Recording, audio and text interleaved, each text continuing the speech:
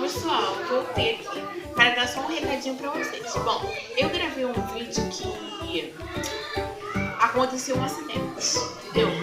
Com a Duda, que já apareceu no canal, e com mais uma prima minha, que é a Ana Luísa. Se vocês quiserem o vídeo, tá? Vocês comentem aí embaixo, porque o vídeo saiu de cabeça pra baixo, entendeu? Saiu, não sei como, o vídeo saiu de cabeça pra baixo. Aí eu falei, não sei, ó, eu não tô querendo postar, mas se um de vocês comentar que quer que eu poste, tá bom. Só pra falar aqui que é o desafio, a tag do troca. Você troca isso por isso, vocês devem conhecer eu, né? Provavelmente é esse desafio, só que aí saiu de cabeça pra baixo. Então eu vim falar aqui, deixar um recadinho pra vocês, se vocês quererem.